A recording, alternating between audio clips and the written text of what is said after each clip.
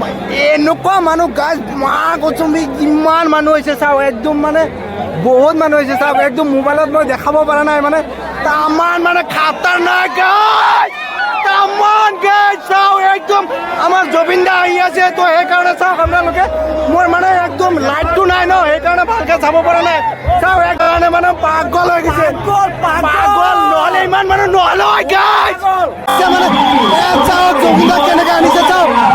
মই দেখাইছোঁ জুবিন দা কেনেকৈ আহিছে চাওক জুবিন দা কেনেকৈ আহিছে চাওক জুবিন দা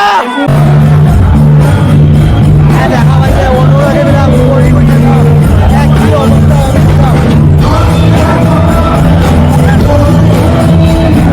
চাওক জুবিন দা অনুৰাগী চাওক কি অৱস্থা হৈছে চাওক ল'ৰাটো বাগৰি মানে চেঞ্চলেছ হৈ গৈছে চাওক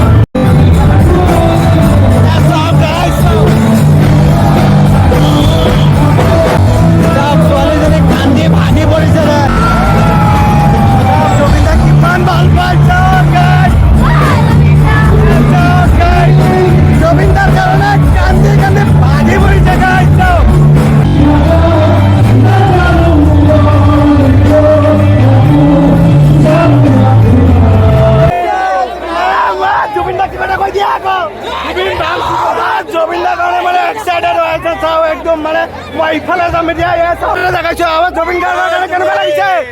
কিবা এটা কৈ দিয়া জুবিন গাৰ্গ আহিছে তো ভাল লাগিছে জুবিন দা আহিব